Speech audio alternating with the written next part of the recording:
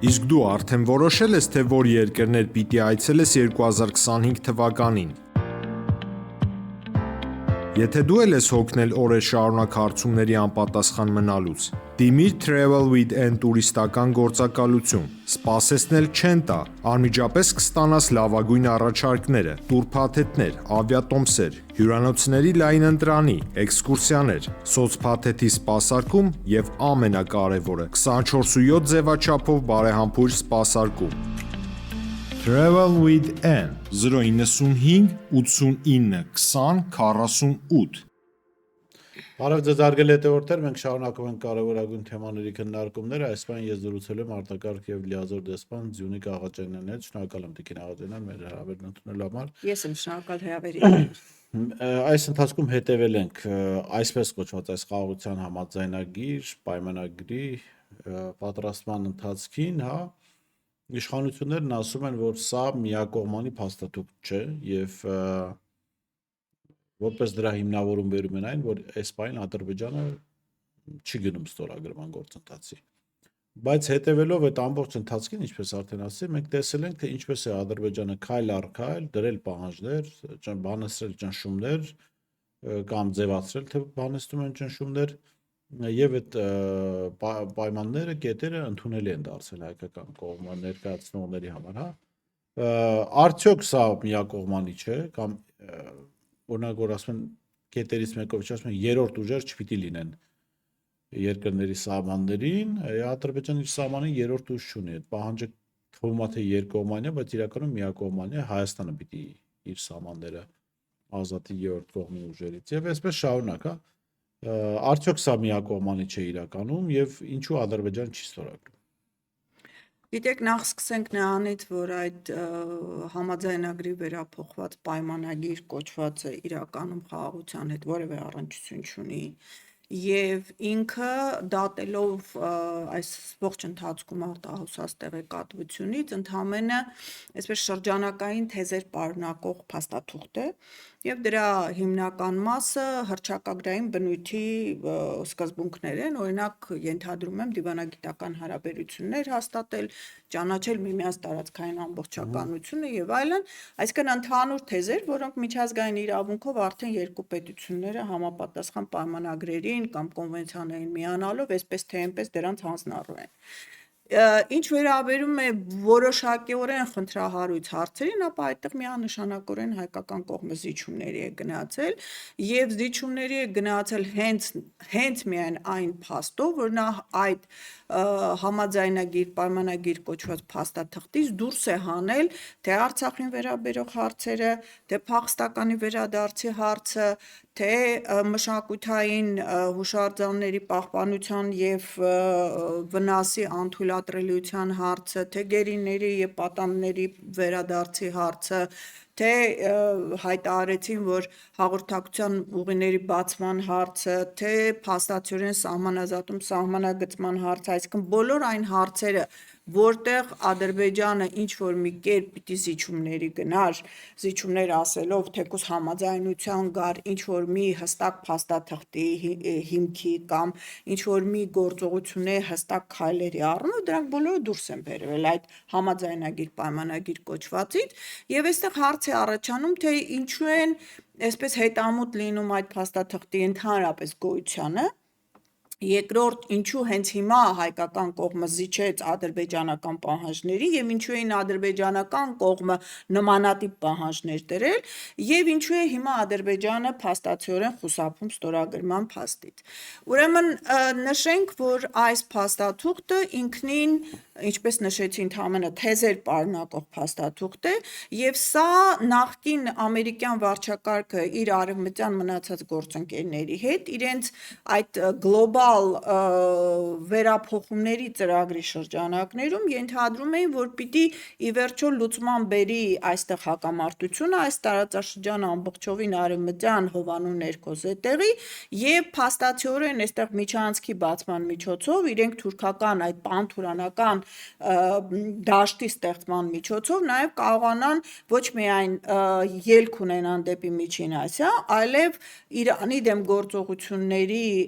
բերումով առումով ինչի պարբերական դրսևորումները մենք այս ընթացքում տեսանք, նաև Կասպիցի ռեսուրսային բազային տիրանան եւ ընդհանրապես այստեղից թե իրանական թե ռուսական գործոնը վերացնեն տարածաշրջանից այն ամբողջովին զետեղելով արևմտյան կոչված հովանու ներքո, որի վերահսկիչը կամ վերակացում պիտի լիներ Թուրքիան։ Այսինքն այս ամբողջ ծրագիրը նախկին բայդենական վարչակարգի օրոք իրականացվում էր մեր իշխանության ղեկին նստած անձանց հանձնառությամբ եւ դրա համար մենք տեսանք թե Արցախի հանձնումը, մենք տեսանք դրանից հետո տարածքների հանձնումը, այսպես բանավոր կոչված համաձայնությունների հիման վրա մենք տեսանք Գրանադայի միակողմանի փաստաթղթի ստորագրման բացառիկ աննախադեպ երևույթը միջազգային ասպարեզում եւ այս շարքը մենք կարող ենք շարունակել։ Հիմա ինչու է Ադրբեջանը նախ հասկանանք ինչ էր անում։ Մի կողմից համաձայնություն չէր տալիս բոլոր խնդրահարույց հարցերին եւ հերթական անգամ ինչ-որ մի բանի, ինչ-որ մի բանակցային հարթակ գնալու, հատկապես արևմտյան հարթակ գնալու համար զիջում էր կորզում հայկական կողմից արևմտյան ճնշման ներքո եւ այդ զիջումները լինում են կամ տարածքային հանձնումների, նույն Արցախի շրջափակման, Արցախի հանձնման, տեղ գյուղի մոտի, Հագարի կամրջի, փաստացի սահմանի դրմամբ եւ այլն նմանատիպ Գիրանցի տարածքում այսպես հերթով, շարքով կամ փաստաթղթից իր համար անցանկալի դրույթների դուրսբերման միջոցով, հա, այս քայլը ինքը իրականացնում էր։ Ինչու էր դա անում, որովհետև Ադրբեջանը, ինչպես ասի, հանձնառություն ունի Իրանի դեմ գործողություններ սկսելու։ Ռուս-ուկրաինական հակամարտության սկզբից ի վեր արդեն 22 թվականի վերջից, նոյեմբերի վերջ դեկտեմբեր ամսից, պարզ դարձավ, որ արևմուտք կոչված այդ քաղաքական միավորը չունի այն ռազմական եւ ֆինանսական եւ ռազմատեխնիկական հզորությունը, որի մասին այսպես առասպելներ էին հյուսվում, եւ երբ որ արդեն իսրայելական ճակատն էլ բացվեց Գազայի դեմ գործողությունների առումով, արդեն հասկանալի դարձավ, որ արևմուտք կոչված ուղակի չի հասցնում անգամ մատակարարել զենքերի այն քանակը, որը անհրաժեշտ է այդ պատերազմական գործողությունները այս լրիվ ծավալով տանելու համար։ Հիմա պատկերացեք այս իրավիճակում ունենալով նման խոստում Ադրբեջան եւ Թուրքիա, որ պիտի մասնակցեն Իրանի դեմ գործողությունների, իրենք փաստորեն մտնում են ռազմական գործողությունների մեջ եւ Ուկրաինայի փորձով իրենց սեփական ռեսուրսները մսխում են առանց ունենալու հստակ մատակարարման հնարավորություններ, որտեղ 3 ճակատով բավարար, այսինքն երկուսով չեն հասցնում մատակարարել, մնաց մի հատ էլ երրորդը գումարած նրան, որ թե Ադրբեջանը, թե Թուրքիան ներքուստ իրենք խնդրահարույց են, իրենք անկայուն պետություն են, իրենք շատ լավ գիտեն, որ որևէ մի պարտություն բերելու այդ երկրներում աներևակայելի ըմբոստության եւ ոչ միայն իշխանության նստած ղեկին նստած անձանց իշխանության փլուզման, այլև երկրի փլուզման, այսինքն Թուրքիայի ներսում քրդական հարցը կարծեք թե գոնե սառեցվեց։ Դա առերևույթ է, եկեք դա առանձին։ Արդյոք սա խոսում է այն մասին, որ այդ Իրանի դեմ հավանական գործողությունների ժամկետը մոտեցել է։ Ժամկետը վաղուց է մոտեցել, բայց դա հետաձգվում է թե Ռուսաստանի, թե Իրանի գործողությունների առումով։ Իսկ Ադրբեջանի այս ձգձգող քաղաքականությունը մենք տեսանք արդեն 22 թվականի վերջից, կհիշեք Պրահայում իր երազային համաձայնությունը կորզելուց հետո, որ Արցախը դիտարկվի Ադրբեջանի կազմում, ինչպես նույն Միշելը հստակ արտահայտեց առաջին անգամ պատմության մեջ Հայաստանի որևէ ղեկավար դրան համաձայնել է, նրանք անմիջապես ցատկեցին ռուս-իրանական հարթակ։ Հետո որպեսզի իրենց հետ բերեն, ամերիկյան կողմը ստիպեց, որպեսզի այդ դեկտեմբերյան միջոցառումները լինեն COP 29-ին համաձայնելու եւ դրա դիմաց 32 գերի տալու առումով։ Այսինքն մենք տեսնում ենք աշճանական այս բարտերային գործարքի միջոցով տարբեր խողովակներ ճնշման արդյունքում մշտապես հայկական կողմից զիջումներ։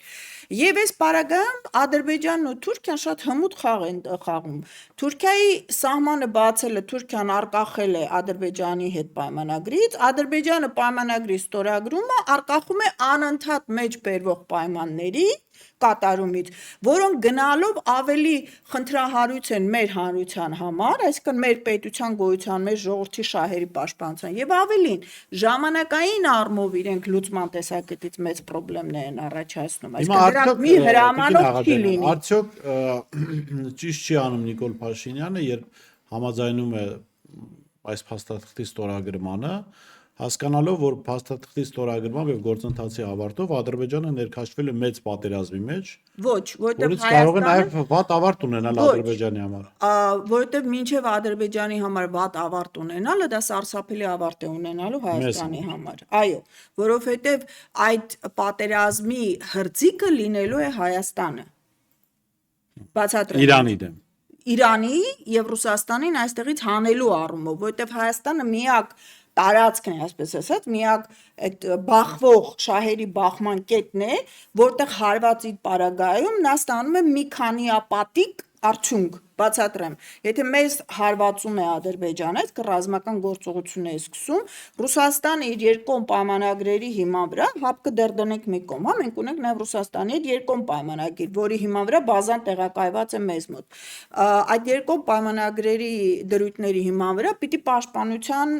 կանգնի Հայաստանը, այսինքն մտնի ռազմական գործողությունների մեջ, ինչը Ռուսաստանը այս ողջ ընթացքում խուսափել է անգամ Արցախը զիջելու իր հեղինակությանը սարսափելի վնաս հասցնելու միջոցով։ Եվ այս պարագայում, եթե Ռուսաստանը ներքաշում է ռազմական գործողությունների մեջ, փաստական երկրորդ ճակատ է բացվում, իսկ դա բերելու է շղթայական ռեակցիա իր ամբողջ հարավային պարագծով բոլոր թեժգծերի ակտիվացման։ Այսինքն Ռուսաստանը ինքը հայտնվելու է ռազմաքաղաքական աներևակայելիորեն ծանր վիճակի Մյուս մեջ։ սցենարը չմտնել պատերազմի եւ հանել բազանը։ Այո, հիմնավոր պատճառը դա է, որ դուք ձեր պայմանագրային պարտավորությունները չեք կատարում, ցտեսություն։ Այսինքն այստեղ անգամ իրենք չեն սպասել, որ պայմանագրով անգամ պիտի խնդրեն ռուսական կողմին միջամտելու, ինչպես մենք տեսանք հապկի պարագայում, շատ հեշտ հմտորեն մանիպուլացնելու են այդ գործողությունը։ Նույնը վերաբերում է Իրանին։ Մեզ հարվածելու պարագայում, եթե Իրանը չի մտնում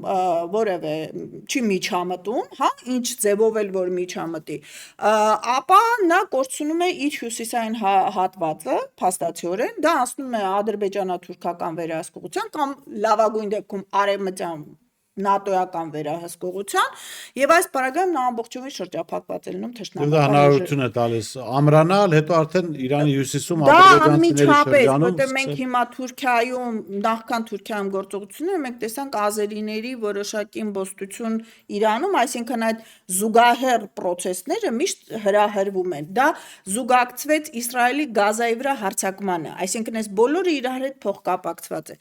Եթե Իրանը միջամտում է, ապա Ադրբեջանին այսպես ճակերտավ լեգիտիմ հիմք է տալիս արդեն ուղիղ Իրանի դեմ գործողությունների գնալու։ Այսինքն այս առումով հույս ունենալ, որ այդ քայլերը որոշակիորեն Հայաստանին ինչ որ օգուտ են տալու, դա մեծ հարցականներ են, որովհետև առաջի թիրախը հենց լինելու է Հայաստանը։ Իսկ այդ իշխանությունների պարագայում Ինչ անել։ Դրա համար եւ Ռուսաստանը եւ Իրանը ամեն ինչ անում են, որպեսզի այստեղ թույլ չտան որևէ անկայունություն եւ բախտի բերմամբ թե պատահմամբ Թրամփի վարչակարգի գալով եւ նրա սկսած գործողությունների արդյունքում նաեւ այս պահին ոչ Թուրքիան, ոչ Ադրբեջանը ցանկություն չունեն իրականում մտնել Իրանի դեմ գործողությունների, որովհետեւ սիրիական հատվածում իրենց հաջողությունից հետո Թուրքիան բավականին ամբարտավան էր դարձել եւ արդեն նախատեսում էին նմանատիպ գործողություններ, բայց Թրամփի վարչակարգի գալուց հետո նախաձեռնած քայլերը որոշակի կասեցման են բերել եւ Սիրիայում իրենք խնդիրներ ունեն ոչ միայն իսրայելական հատվածի հետ, այլև ամերիկյան, որոնք աջակցում են քրդերին։ Դուք նշեցիք Թուրքիայում այսօր փորձարվող քայլերին քրդերի հետ հարաբերություններ կարգավորելու, բայց ես որքան հասկացա, դա միանշանակ չէ եւ այնտեղ քրդական տարբեր խմբավորումներ կան եւ Դա ճնշող մեծամասնությունը ամենայն դեպս այս օրերին Էրդողանի դեմ ընթանում են բողոքի ակցիաներ, հա, տարբեր քաղաքներում եւ այդ բողոքի ակցիաներին մասնակից չեն քրդական քաղաքներ, այսինքն նշանակում է սա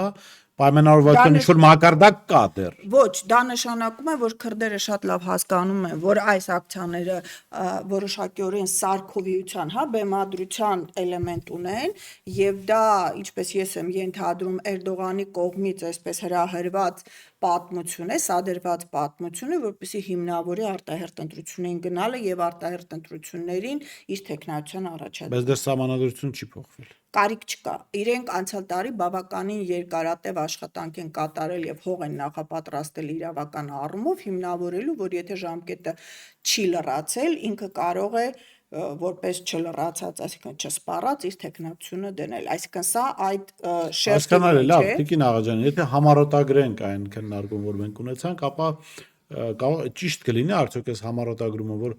Ալիևը փորձում է չստորագրել փաստաթուղթը խուսափելու համար մեծ պատերազմից, որպեսզի խուսափի մեծ Ոչ, պատերազմ։ խուսափելու համար այն հանձնառությունից, հանուն որի Արցախը նվիրաբերվել է իրեն, սակայն այդ հանձնառության Դա էլի երաշխիքները երկար ստացվեց, ես Չէ, մենք կարճ ինչ-որ բանաձև բայց ենք։ պետք է ճիշտ հասկանալ, այդ հանձնառությունը ենթադրում է Իրանի դեմ գործողություններ, բայց այն երաշխիքները, որ իրեն տրվել են ժամանակին, այդ երաշխիքները այսօր ապահովագրել հնարավոր չէ։ Հիմա կարճ։ Ալիևը խուսափում է այսօր որևէ փաստաթղթի ստորագրումից ձգձգելով գործընթացը։ Պատերազմը։ Ձգձգելով Հետաձգելով պատերազմին գործընթացը։ իր մասնակցությունը։ Ձգձգելով գործընթացը ստորագրումը ինքը ենթադրելու է իր հանձնառությունների կատարում։ Դու էդ է ասում, հանձնառությունը դա պատերազմն է Իրանի դեմ։ Դուք ասացիք կարճ, ես էլ կարճ ասացի։ Ձեր մոտ միշտ կարճ չի ստացվում։ Լավ, Որտեւ Տիկին ինքը Աղաջան, կարճ հիմա պատմություն չէ։ ես ուզում եմ մի վերնագրային բան ստանալ, որովհետև դժվար է այս մեծ տեքստերից Ես ուղղակի ավելացնեմ, որ այս իշխանության ղեկին անձնավորությունը այս պահին գնաց այդ երկու արկախված դրույթների համաձայնեցմանը զուտ Գյումրիում սպասվող ընտրություններին դա օգտագործելու նպատակով, ամենևին չենթադրելով, որ Ադրբեջանը կխուսափի, սակայն ինչպես նշել եմ իմ հարցազրույցներում, Ադրբեջանի համար դա բավականին մեծ անակնկալ էր եւ պատահական չէր, որ այդ ստորագրումից անմիջապես հետո իրենք միանգամից նոր նոր ասելով համաձայնեցումից հետո։ այո, հին ու նոր պայմանները նորից թարմացրեցին, հատկապես համանadrության փոփոխության հատվածը, որը իրենք գիտեն, որ դա 1 օրվա, 2 օրվա։ Հիմա դա չի դժվարեցնում Ադրբեջանի վիճակը արտաքին աշխարհում։ Երբ որ Որոշակի ասում են, տեսեք, օրեն- Նիկոլը պատրաստ է, ինչ պահանջում եք, պատրաստ է ստորագրել, դուք էլի հետաձգում եք։ Այո, Ոնց որ թե խաղեր եք տալիս։ որոշակիորեն այդ պատճառով մենք տեսնում ենք այս արհեստական գրակոչների պատմությունը մեր սահմանին, որը փորձ ունի այսպես մեղքը մեր վրա բարթելու, որ այս անկայուն իրավիճակում մենք չենք կարող գնալ, բայց նաև չմոռանանք, որ արևմուտքում այսօր արկա որոշակի հարաբերությունների ճեղքերը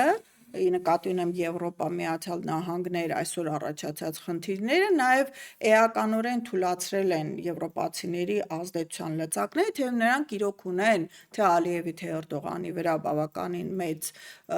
լծակներ, հատկապես ֆինանսական առումով, բայց իրենք դեռևս խուսափում են դրանք օգտագործելուց։ Տիկին Աղաջանյան, դուք ձեր խոսքում էլ ասացիք եւ կարծում հետաքրքիր կլինի այս տեսանկյունն էլ դիտարկել։ Այդ 17 կետերը նախապատրաստվել են կամ նախաքննարկվել են ամերիկյան նախորդ վարչակազմի օրոք, Բայդենի օրոք, հա։ Եվ Տրամպի գալով աշխարհում տարբեր կետերում ինչ-որ իրավիճակներ են փոխվել, մոտեցումներ են փոխվել ամերիկյան, հա։ Մենք կարող ենք ասել կամ կարող ենք ենթադրել, որ Ալիևի այս ձգձգումը նաև դրա հետ է կարող է կապված լինել, որ եկել է Տրամպը եւ իր համար հնարավորություն է պետ փաստաթուղթը չստորագրելու, ոչ միայն հնարավորություն, այլ Տրամպի ծրագրերը, քան որ մի փոքր այլ կերպ են, այս 17 կետերը դրանց իրագործումը չեն համապատասխանում ամերիկյան այսօրվա մոտեցումներին։ Կարող է այդպես տարբերակ լինել, թե չէ։ Չի ասի, եւ Ալիևը ամենաարագ կերպով կստորագրեր որևէ փաստաթուղթ, որը առաջին անգամ պատմության մեջ իրավականորեն կամրագրեր Արցախը իր տարածքում, սակայն ինչպես նշեցի, այդ արկախված հանձնառությունները իրեն թույլ չեն տալիս։ Ուղղակի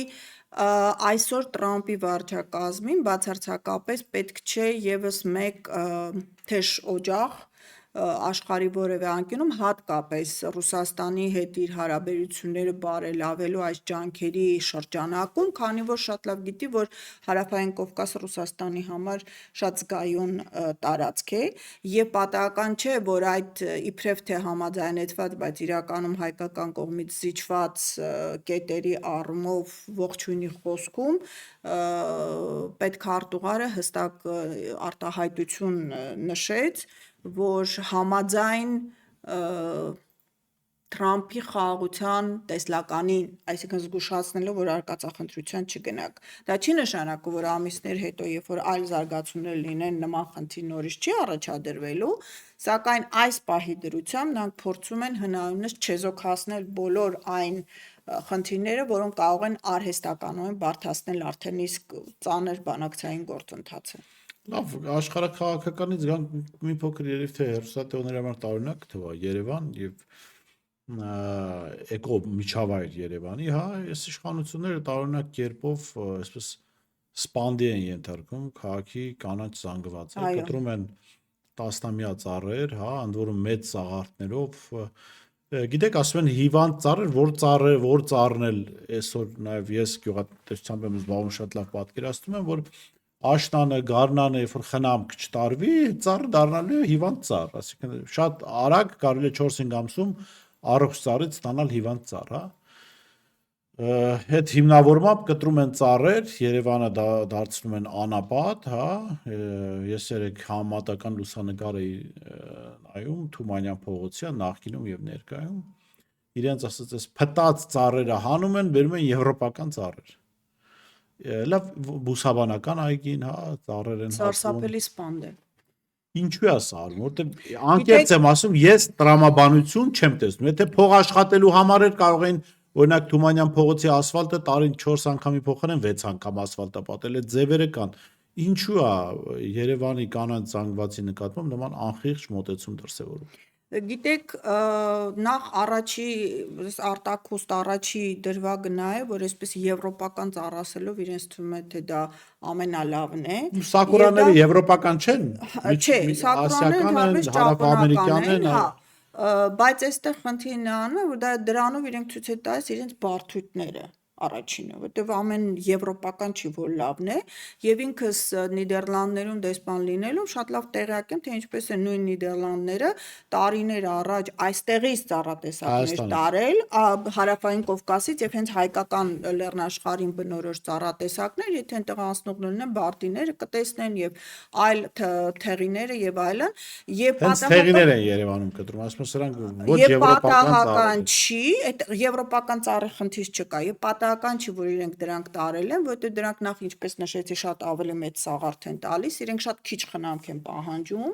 եւ իրենք շատ երկարակյաց են։ Այսինքն ներդրումի տեսակետից, թե թթվածինը մաքրելու, թե քամիների դեմը առնելու, թե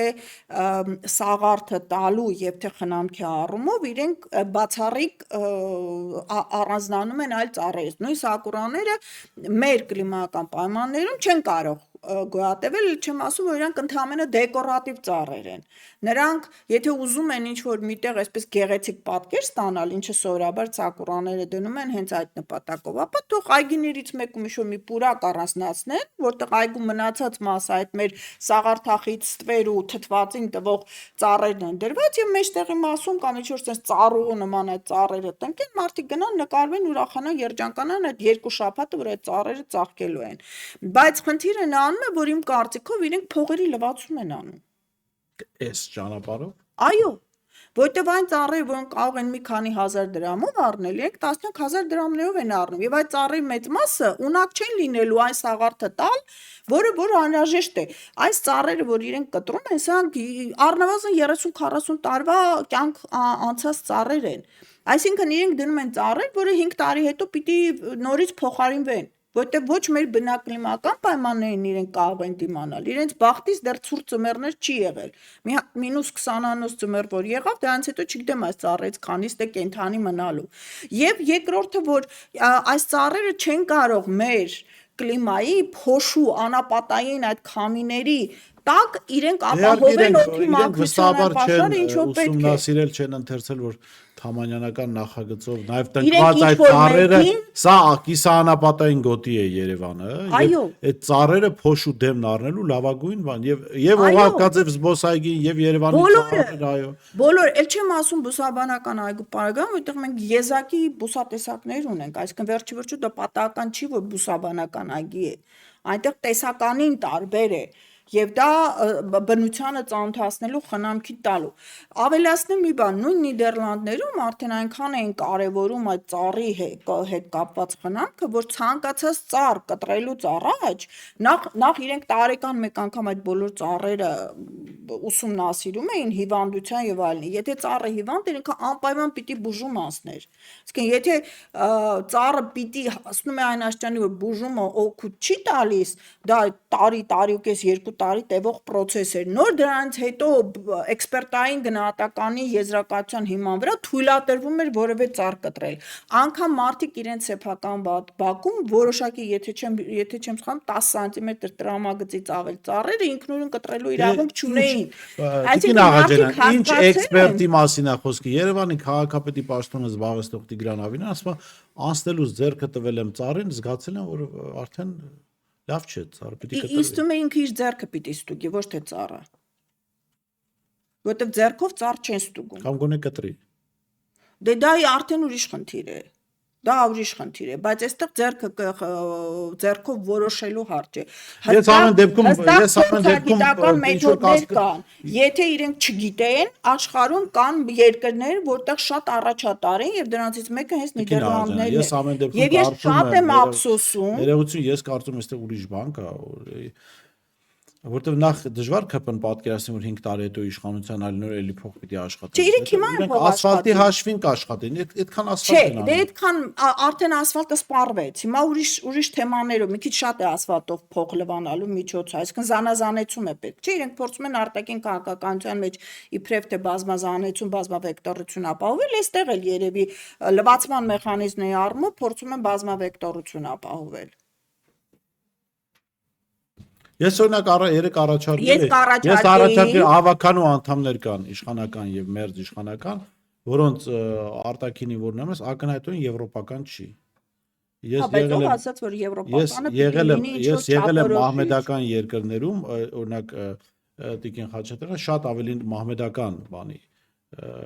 չափեր, ձևեր ունի, ես կարծում իրան պետք է փոխել Արամ Զավենի Սարգսյանով։ Դե ես չեմ կարող նման ինչ-որ կարծիքներին Տիկին Սարգսյանը, պարոն Սարգսյանը ավելի նման է եվրոպական չափանիշների կնոջ կան։ Ես համամիտ չեմ եւ ինձ թվում է, որ այստեղ էլ եմ ասում խեղված մտածելակերպի խնդիր է, որովհետեւ օտարինը կուրք դարձնելը դա նշանակում է առաջինը սեփականը չիմանալ, չճանաչել, չգիտակցել եւ չարժեվորել, ինչը որ ամենամեծ թերությունն է եւ այստեղ իրենք այդ իրենց հիվանդագին երևակայության արդյունքում փորձում են օտարինը ներարկել մեր մեջ առանց հասկանալու, որ հայերը միշտ եղել են աշխարհի լավագույնի եւ առաջատարի կրողները։ Պատահական չի, որ բոլոր զարգացման этаպներում մարդկության, հա, թե լինի գրի տպագրությունը, լինի այլ կարգի արտադրական առաջադիմական զարգացումները, միշտ հայկական ներկայություն հայ մասնագետներ այնտեղ եղել են։ Ես դեռ չեմ կարող չհամաձայնել, որովհետև աշխարհում հիմա ոնց որ բանի ներողություն արտադրության համար տահասների դարա։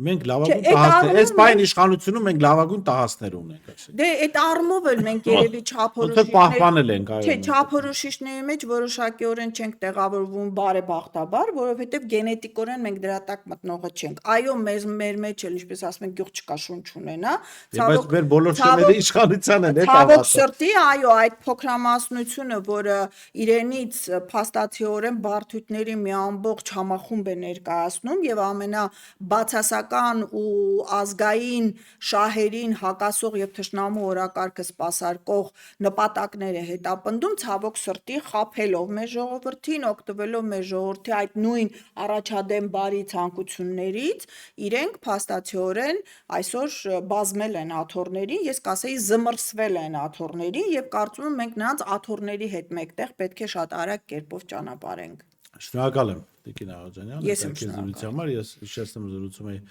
արտակարգ եւ լիազոր դեսպան Ձյունիկ Աղաջանյանից, տեսություն կհանդիպենք։